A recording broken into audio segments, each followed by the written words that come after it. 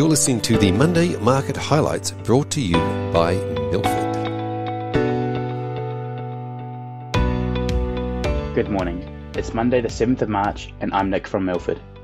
Globally, focus remains on the incredibly unfortunate war occurring in Eastern Europe, with escalating tensions continuing to have major implications for commodities and in particular global energy markets. The Bloomberg Commodity Index was up 11% over the week, the most since its inception in 1960. Crude oil prices continue to rise as fears of sanctions drove refiners to avoid taking on Russian oil. LNG prices skyrocketed in Europe due to supply disruptions and gas pipes being shut off. There were also nuclear concerns late in the week as Ukraine's largest nuclear power plant was set on fire during a Russian attack. Prices for wider commodities such as palladium and aluminium also rocketed, with the global sanctions being the catalyst. Russia accounts for approximately 40% of global palladium production, which is a critical component in automobiles, used primarily to reduce carbon emissions from exhausts. Moving to the US, non-farm payrolls were released on Friday, with the US adding 678,000 jobs in February, a very strong print and exceeding market expectations of 400,000.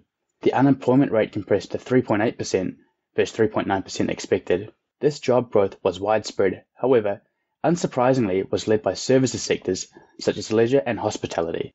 The US ISM services data was also out last week, falling for the third month in a row to 56.5, down from 59.9 in January.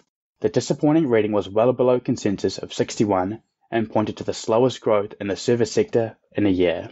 As a reminder, when this index is above 50, it still means index components are expanding, just at a slower rate than the prior month.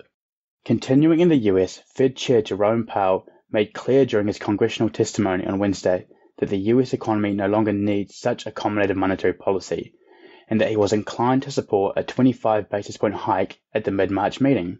Powell confirmed he is willing to do whatever it takes to protect price stability, i.e. keep a lid on inflation. However, he also acknowledged the uncertainty that the war in Ukraine creates for monetary policy, and noted that the Fed will have to be nimble.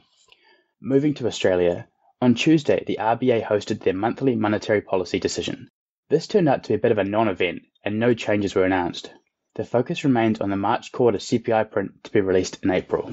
Turning to equity news, last week markets sold off globally, largely due to continued geopolitical instability and the expectation of tighter monetary conditions. The ASX was down 0.57%, the S&P 500 was down 0.6%, and the Nasdaq was down 1.9%. In addition to economic sanctions, large-cap global companies continue to impose sanctions on Russia, including Microsoft, Apple, and IKEA, all shutting down operations and sales to Russia, and other businesses such as BP announcing the intended divestment of Russian assets. Locally, equity news was relatively light last week as reporting season draws to a close.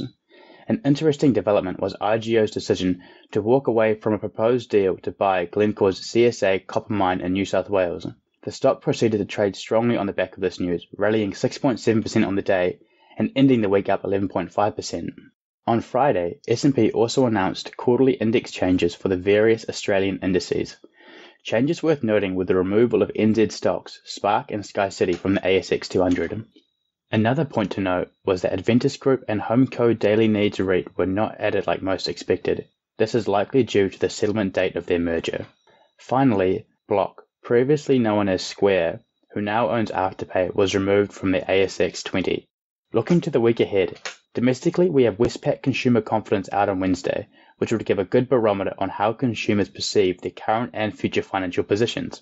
Remember, if the index is over 100, it indicates optimism outweighs pessimism. We also have the US CPI print for February out on Friday, and the market anticipates this to continue rising. Headline inflation is expected to be 7.9%, up from 7.5% in January, and core inflation is expected to be 6.4%, up from 6% in January. Finally, we can expect the European Central Bank's interest rate decision, which is anticipated to remain unchanged at 0%. Thanks for listening. We'll see you next week.